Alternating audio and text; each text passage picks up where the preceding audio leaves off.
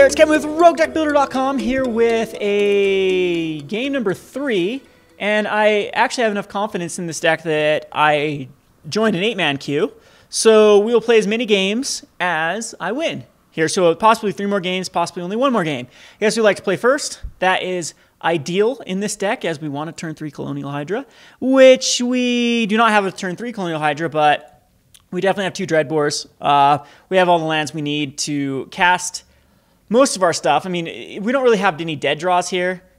Maybe a few more 5-drops are kind of dead until we find those 5-drops, but later game they're going to be nice. Good thing about this deck is you just, like, when we get to turn 5, most of our cards outclass our opponent's cards. One deck that I am very afraid of is the U-White Snorefest that won the Pro Tour, as this deck has a lot of problems due to the fact that they play a card called Azorius Charm. But Underworld Cerberus is nice versus that deck, and so is Domri if we can land those. Sometimes you can get, especially it's like the Yvonne Flock list, where he plays no detention spheres and he has to kill the Cerberus. That's really, really good for us. But anywho, another one that I have tested against and actually did very well against was Mono Black, but I can just see Mono Black really shutting down this deck, as even right now he could go like first turn, Thoughtseize, take out a Dreadbore, and then if he has like the double pack rat hand, there's no way I can win. So anyway, we'll wait for our opponent to go here, and then we will get underway. Alrighty, our opponent decides to keep his hand as well. So we are off to the races here. Blood Crypt into play tapped. We have a Forest next turn. And we are going to draw into a Generator Servant. Here it comes. So it looks like he's going to play a Mystic here. Alright, so he's going to, might be Jund Monsters. At this point, we could Dreadbore that off if I really cared. And you know what? I might actually care about the... No, I don't care about Mystic. I'll just kill the Courser Crucifix or the Domri that comes out next turn. So I'm going to Temple here. And I'm going to keep basically anything but the Cerberus. I'm going to put the Cerberus on the bottom because we have a 5-drop we want to. And I want to guarantee that we hit that land drop. So far, that might be a weird scry, but again, against monsters, you cannot hiccup. They will kill you very quickly if you can't deal with their threats or put an opposing threat out. So no Courser here,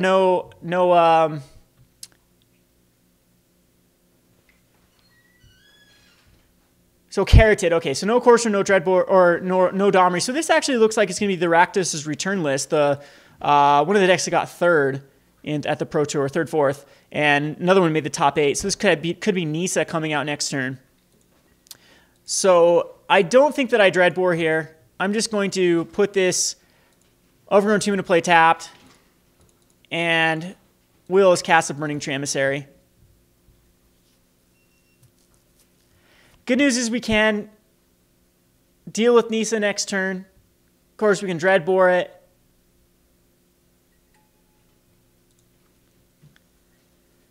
Fortunately, we have no synergy with the Burning Tree. Still a couple drops away from the Colonial Hydra.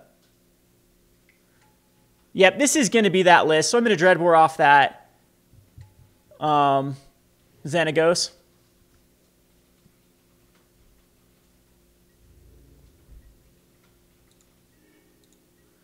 And we can actually put this into play tapped.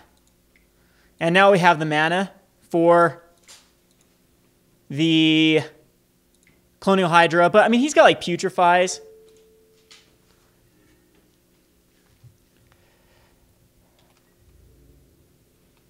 And this is pretty much a wash here if he wants to block.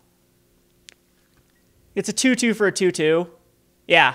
See, people undervalue tokens. Like, in my deck, a token is the exact same thing as a creature. They're the exact same card. A 2-2 that was both red and white. So I'll make that trade since I'm ahead here, and I'm going to have a Colonial Hydra. So I want to get rid of all the blockers possible. I mean, again, though, the problem is that he can start putting out some very degenerate stuff. Courser Crucifix is okay. I'm not going to Shadowborn Demon it. I'm gonna make him react. I'm gonna make him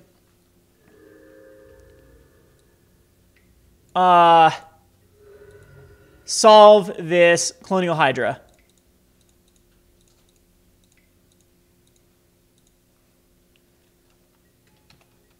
So he's got to Putrefy it. I know he's got a Courser and 3 other cards in hand. Dreadbore, Putrefy, do deal with it. Kind of wishing I had the Courser now, or the Underworld Cerberus, Got an ultimate price coming up. That's going to be really bad for me. He could still... I'm going to end up life legacying this after attack. Oh, he's got a putrefy and he can pay for it. Sometimes you have everything. But he's getting a little bit low on stuff. I kind of want to wait one turn for the Shadowborn Demon because I can Shadowborn Demon and then life legacy if I draw into a card. Yeah, this is a little bit awkward. I'd have to draw into a land. I think we just Dreadbore off a Courser. Is Courser even that big of a deal, though? You know, I'm going to... Ah, this Sorcery Speed Life Legacy. I can't stand that it's Sorcery Speed. If it's Instant Speed, it'd be so much better because then we'd be able to... Yeah, I think that Dreadbore is the right play.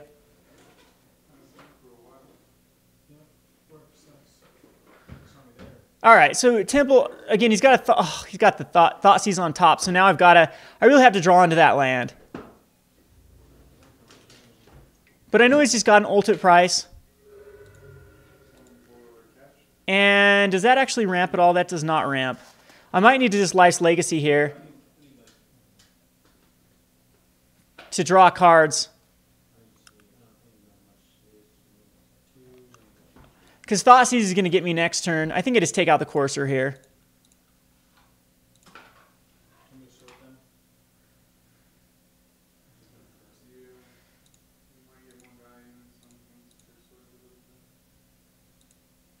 So Shadowborn Demon, going to kill off the Courser. And then we're both into kind of top deck mode other than he's drawn a lot of more cards off of the Coursers.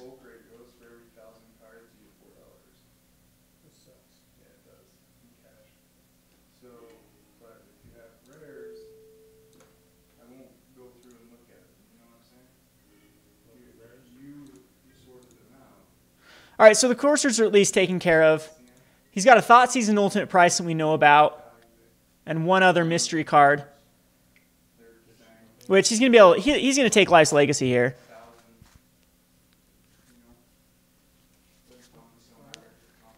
So we need to hit something good. Again, I'm kind of wishing I would have kept that Underworld Cerberus. He takes the Satyr Hedonist. That's interesting because I can do a lot more with Life's Legacy than I can with the Hedonist. So Shadowborn Demon has to die here. That's fine. And there we go. There's Colonial Hydra. So now he's got to top deck into... Oh, he does have a... We need to draw a card for Colonial Hydra. He's got that ultimate price. So we know he's got an ultimate price. Two mystery cards. And unfortunately, I might just get beat down by elves.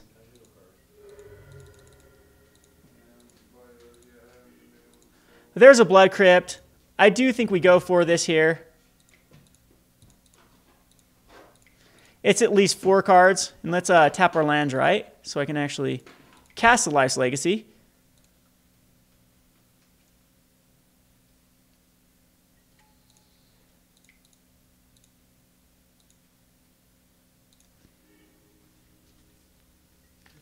And that'll find us a Master Cruelties, which will actually be able to...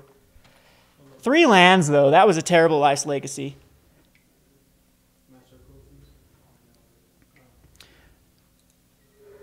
Down to an 8. Got a Generator Servant. That can be ultimate priced off. I think we can just safely Temple here, because we can cast both. Definitely want that one on top. Again, he could have a Putrefy.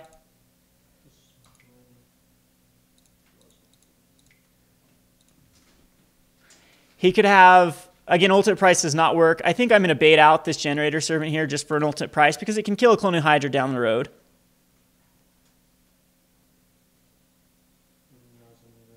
I do have to race that Rakdos' Return that he's inevitably going to draw into. I think they run 2 or 3 main boarded. So we'll see. Getting kind of lucky with no Nissa.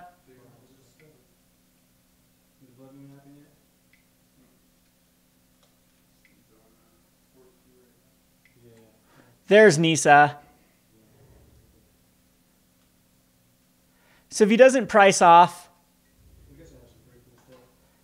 He did not price off, so we're gonna attempt to kill Nissa here with Underworld Cerberus.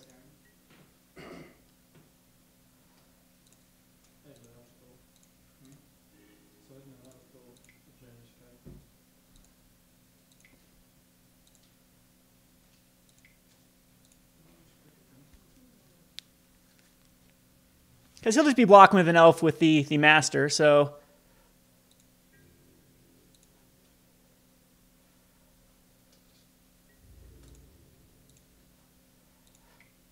I wonder if he puts all the elves and the Llanowar Waste in front of Nissa.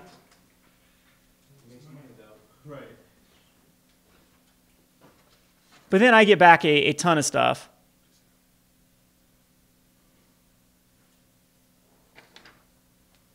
It's dragon on the end.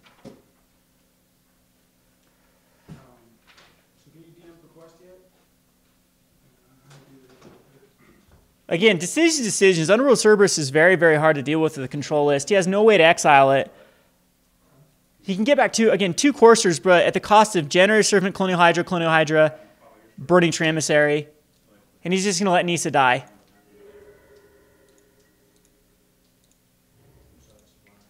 All right, so again, if he finds an answer for the Master Cruelties, again, we know ultimate price. Geez, Life Legacy would be nice here with Underworld Cerberus. Geez, and Master Cruelty is really cool because it can just play defense forever.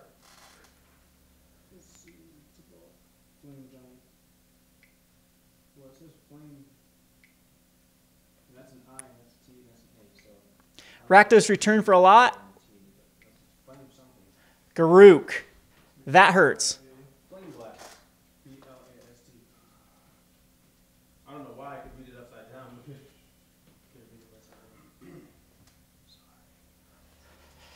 So, Amazing Mortars again, such a good sideboard card. It completely shuts his whole strategy down, especially with Nissa. I'm definitely thinking of putting it in maybe for another Dreadbore. In fact, it can take care of most of the stuff that Dreadbore can take care of in the format. And yeah, so I guess if we're looking at that, the deck list here. Yeah, so what do you attack with? Attack with everything, take me down to a 6. I kind of need to take care of Garruk. And womp womp, I find nothing, and no matter what, I die here. So, Life's Legacy found us absolutely horrible cards with the 3 lands and a master. And that Garruk, he did have enough to cast it and attack in. He attacks with everything on his die. Yep, that is going to be a game. All right, so it was close, though. It came down to top decks. Solo Chandelar would have been awesome. If we would have had that out of turn earlier, it would have been able to. Well, he could have just ultimate priced it. But we'll go to sideboard. I don't think the Rakdos return are necessary versus him or Reclamation Sage. He does have Courser Crufix, but I don't think that they matter too much. Domri does seem okay. Soul of Innistrad seems awesome. Shadowborn Demons do not seem very good, actually, versus him. Tactics are okay. They can kill off stuff. Fleshblood, I think, is still fine. Dreadbore is absolutely going to come in.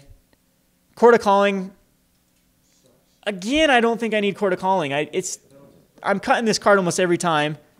And I think Life's Legacy is fine here. So I'm just going to go to a 1 of Domri. If we have it, we have it. And the rest of the cards are fine. We'll submit this. Yes, I like to play first. This is a very keepable hand. We do have that turn 3 Underworld Cerberus. And we have a turn 2 Burning Tree Satyr Hedonist. So we could actually go for Xenagos on turn 3. I think Xenagos actually might be a little bit more powerful. Alrighty, so we're back here. We have... Yeah, this is a great hand. Okay, so here we go. Our opponent, most of 4. So this should be a freebie unless I punt this completely.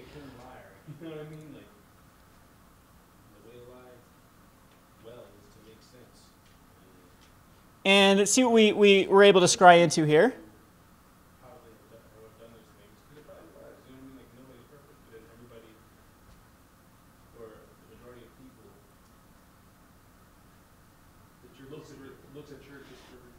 Fleshblood is okay. I think I'm going to put it on the bottom, though, even though this is good with Underworld Cerberus. I don't think it's necessary at this point. We want to hit more land drops.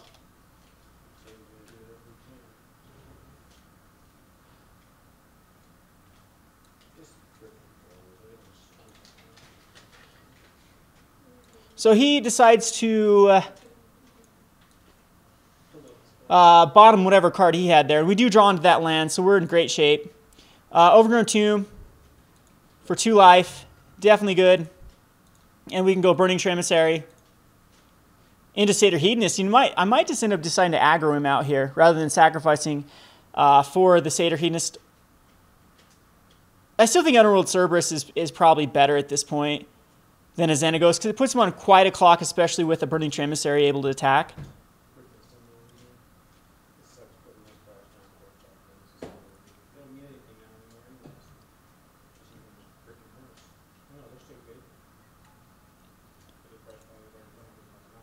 And, yep, Satyr Hedonist here. Pass the turn back to him. We'll be attacking him for 4 next turn.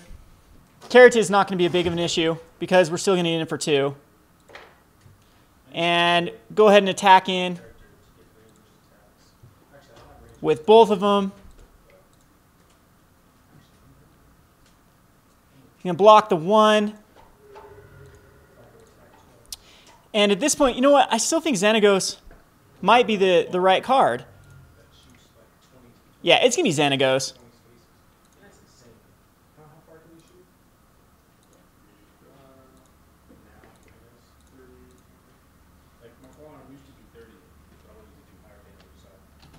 So we got a turn 3 Xenagos. The Satyr Hedonist can come out next turn, and actually we can attack in for quite a bit.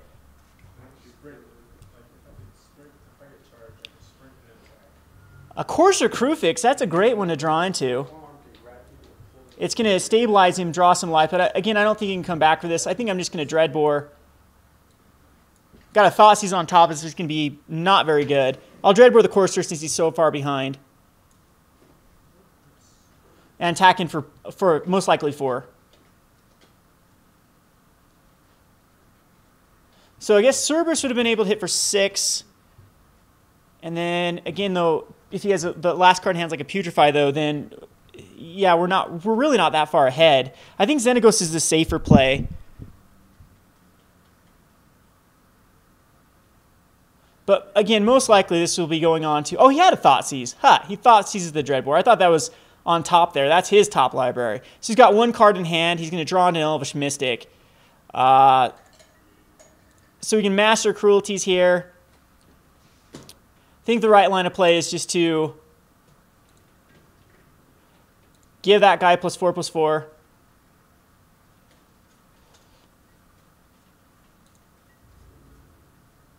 Go to attack. Swing in for 4. And those Llanowar Wastes are going to cost him some damage if he even casts an Elvish Mystic. So we know Elfin 1 will be in his hand.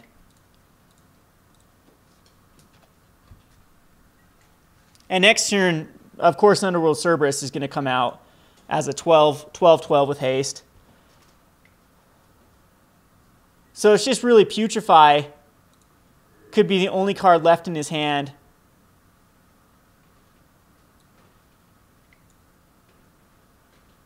That could get him. Dreadbore on the Satyr Hedonist. And he's going to have a Mystic here, yeah. Ugh, I'm still not out of this.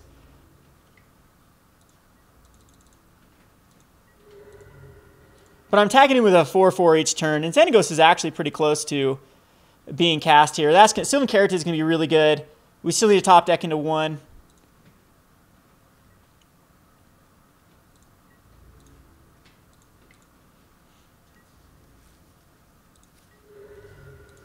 And we know he's going to draw into a Llanowar Waste, so he can't really get any advantage next turn.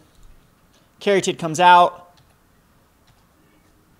They can block his Courser. Got a Putrefy on top, so we do have to worry about that Putrefy. But here, if we draw a land here, no land.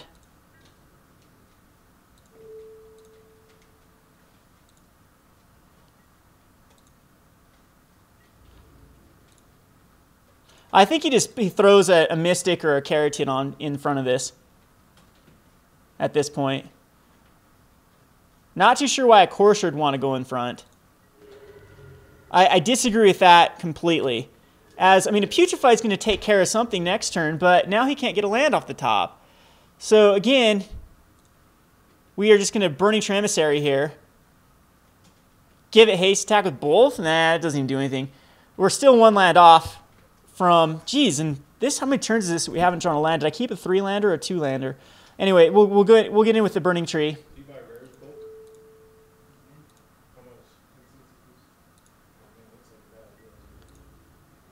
And I bet a Putrefy is going to come down here. Nope, just going to put a Mystic in front of it.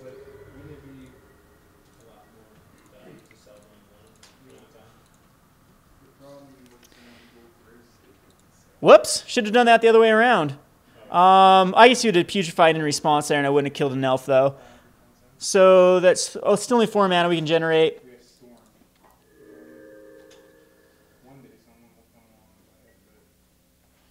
2 cards in hand, 1's a Putrefy. So at this point, I think we put a Keratin out.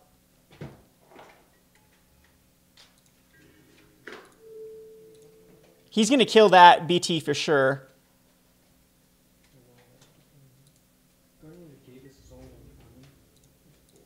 And now he's got a Putrefy here. He Putrefies this Burning Tree Emissary and blocks with the Sylvan Keratin on the other. So he's not taking any damage.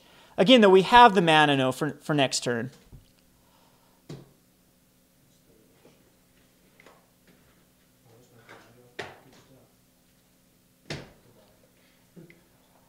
So pretty resilient deck, but then again, we haven't drawn into the lands ideally here. And again, though, next turn, though, with the Dreadbore out of the way, a hasty guy with Xenagos, 1 card in hand that we don't know about. We know it could be a Putrefy. Nope, he's going to show us what it is. It's going to be Chandra, which is not going to do anything. Alrighty, so on to game number 3. He is on the play, though. This is a bit scary. Citizen Tactics, and I don't think... And you know what? Rakdos' Return might be pretty decent versus him.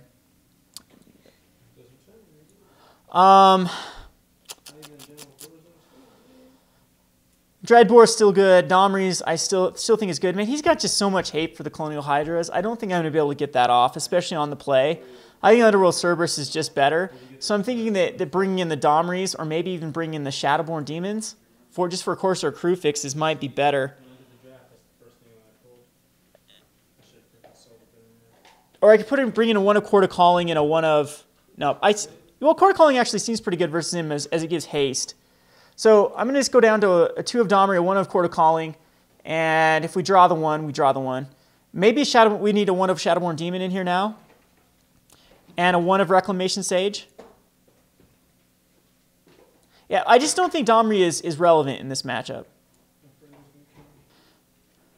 Alrighty, this is a decent hand. We got the Rakdos' Return. We got a little bit of ramp. We have a Dreadbore for his Courser crew fix. I'm okay with this.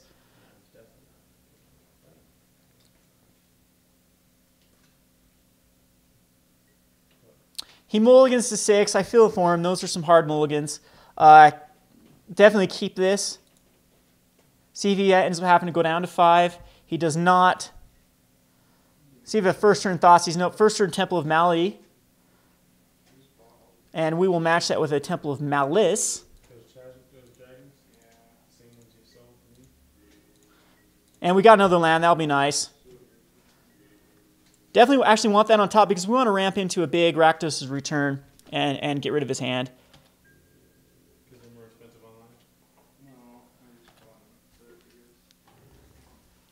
See if a Caryatid comes out on his. Yep, Sylvan Caryatid. Again, we'll match that. How much money does this bring to you every I think Caryatid is actually a little more powerful than the Zertod Druid. Because he can putrefy it. Yeah, we'll do a Zertod Druid. Why not?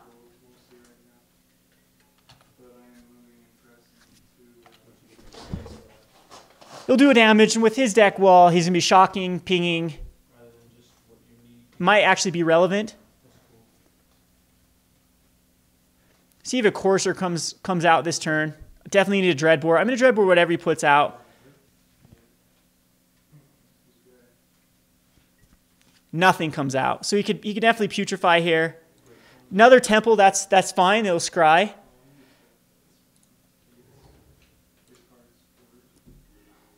And I think a Hedonist at this point is unnecessary.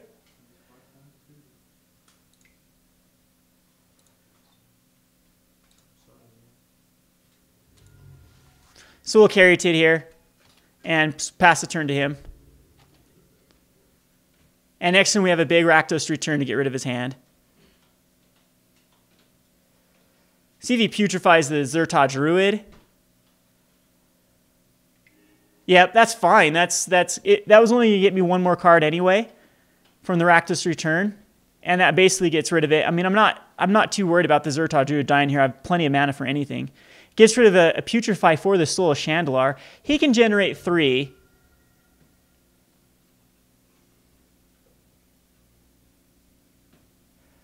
I actually hope he puts out a Xenagos here. And then I can get rid of his hand and Xenagos. Oh, it's because they're old. Vraska. What makes them gold? And he's going to plus Vraska, which I won't care about. I'm just going to Dreadbore Vraska. I need those pennies. Let's see. So I can Temple here.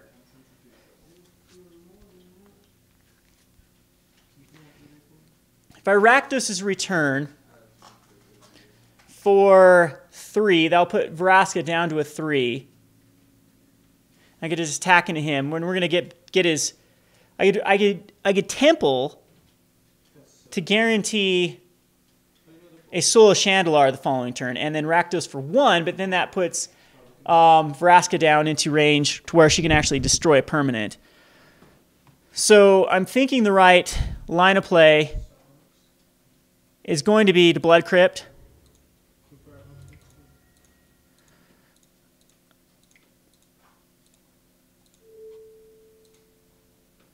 For 3.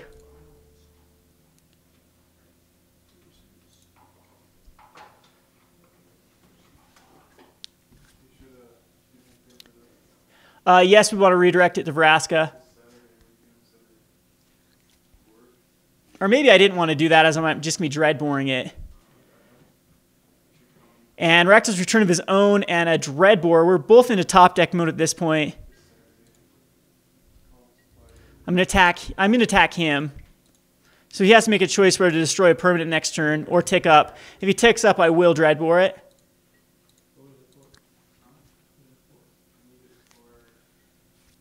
Which he does tick up. And see what his one card he drew into is. If he drew into Rakdos return, we are completely both into top deck mode. So, yeah, for 3, gosh, the guy can top deck. Got to give that to him.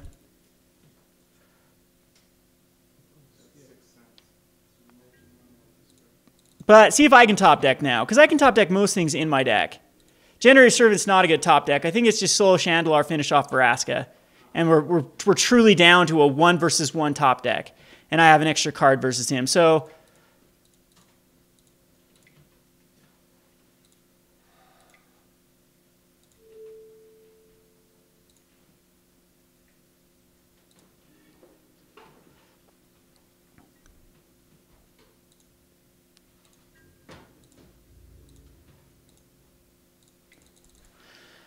Four lands, Sylvan Caryatid. This is exactly top deck. Let's see if he... That Rakdos return, I swear. That was the one card in his deck that I had to fear. He gets a Temple, so he's going to be able to set stuff up. I have a Generator Servant. Nothing in my graveyard. Neither one of us can really utilize anything in the... Satyr Hedonist is bad. Really bad. So is Generator Servant. And what did he do? Puts it on top, so he likes it. So... yeah, this is not going good for us whatsoever. I think I'm just going to get top decked out of this. Again, it's pretty powerful if I get into like a Colonial Hydra But it looks like he got a Courser here. No, he got a Xenagos. Wow, that is going to be brutal. Because I can't even attack into it. And a BT is not going to do it. This is just... I can't think I can let Xenagos get out of hand either, though. But I want Generator Servant up. So just going to Burning Emissary. And see if I can quit drawing 2-drops and actually draw relevant threats.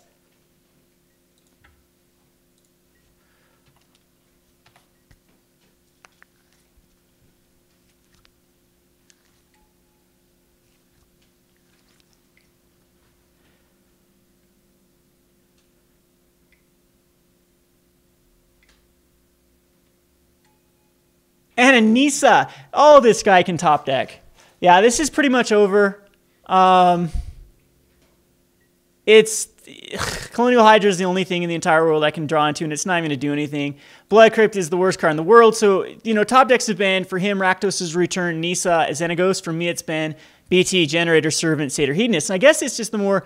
I think that we have as many power level cards as he does, though. Nisa, Xenagos at the 4-drop, we have an Ogre Battle Driver, which would have worked. At Nisa, we could have like a Xenagos or... Yeah, Xenagos would have been brutal.